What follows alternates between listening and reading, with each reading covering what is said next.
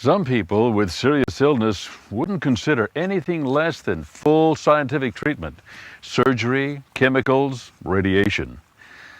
Others do little or nothing.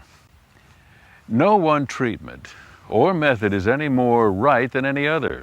It comes down to what's right for each person. In our culture, we've been conditioned to be wary of anything that can't be scientifically proved.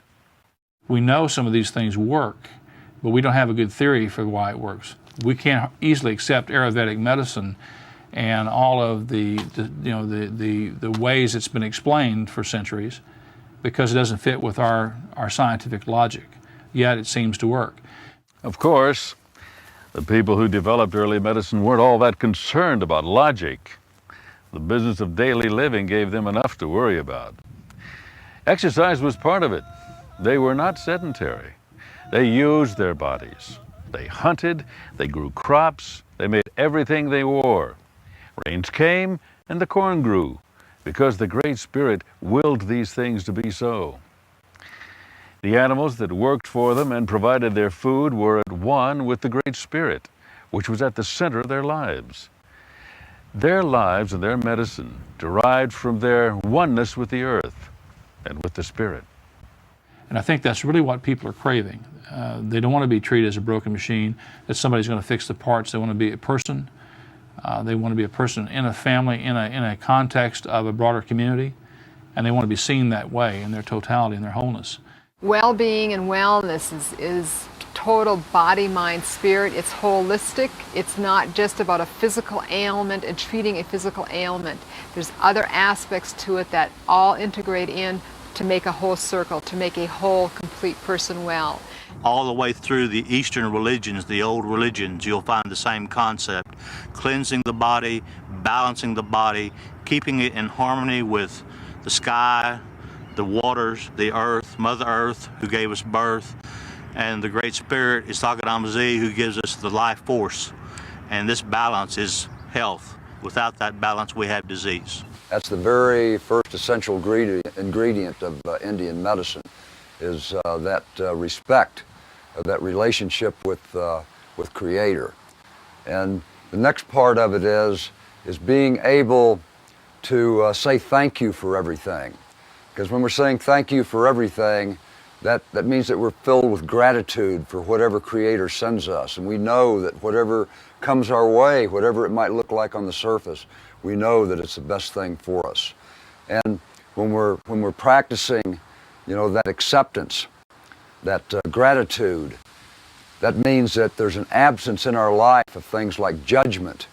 See, we're non-judgmental. There's an absence of things in our life like bias. There's an absence of things in our life like prejudice. So when we have those things, then that allows us to live peacefully. When we're living in peace, that's the perfect state of healing. We have found that the primary overriding cause of most problems, second to what we breathe and eat and drink, is stress, mental stress, time-related stress, family stress. Anything that causes emotional stress in the body, in the mind, through the nervous system affects every tissue in the body. Blood flow, cardiovascular output, your GI tract absorption, excretion rates, people with chronic constipation, diarrhea, irritable bowel syndrome, all of these can be tied in with that person's own chemical makeup and their relationship to their own acquired habits to fit into the society as we know it today, which is time regulated and deadline regulated. In the old days, there was no deadlines, and we call this affectionately Indian time. And we know that positive thinking, for example, thought can initiate healing in some contexts or initiate a sense of well-being in many cases. Stress causes disease. I don't think anyone would disagree, and that's because many of these mediators are out of control. The mediators are in excessive quantities, and they cause a lot of stress on the heart and cardiovascular system. We know that, and we know that things like yoga and meditation actually get people to a different state of mind, and they're actually healthier for it. The notion that spirituality heals is very difficult for some people to comprehend. We've lost the vision of the power of the Spirit. And I think if we can refocus on that, on the whole importance of religion, spirituality, I think we're going to see a lot of good changes. The Native American people are the roots of the people in North America. And people are looking for their roots again. And the way they're going to find the answers to some of the problems that they have been unable to answer or to deal with, they're looking to the Native Americans, which is fulfilling a lot of the prophecies that Native Americans have always had as well. Since I would say the time of Hippocrates, the physical and spiritual was still integrated. But as modern medicine evolved, especially after the Dark Ages and going into the 17th, 16th centuries, allopathic medicine tended to separate the spiritual from the physical and treated only the physical side. And they subdivided this into specialties. For instance, urologists, cardiologists, ear, nose, throat specialists. But the body is one organism.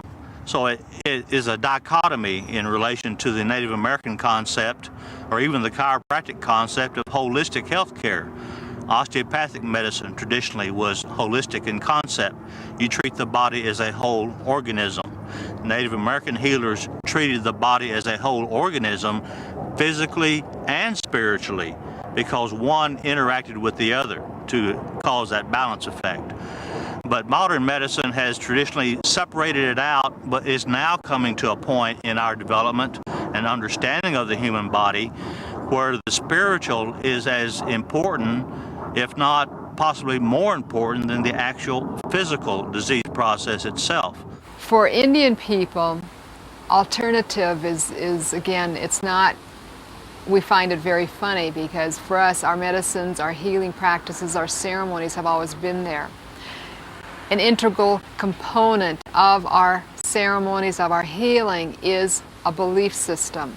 It is the idea of spirituality, of prayer, of healing, of a belief in something greater, a higher power.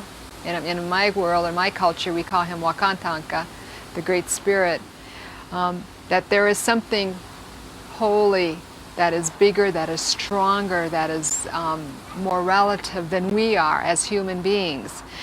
And that if we truly believe in these powers, and in taking a root or an herb or an antibiotic, that if we pray in a good way with these remedies, that in fact we believe we're going to be healed or cured, it does happen, it does work. Healing is a way of life, is living in a way that we give ourselves to Creator, that we let go, that we give up control.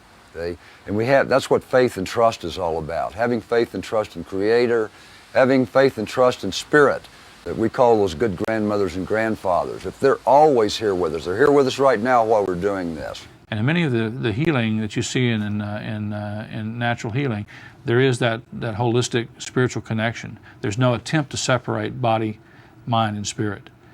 And I think because addressing all of these, if they just improve the attitude and affect of the individual who's ill, I think they will add to their health.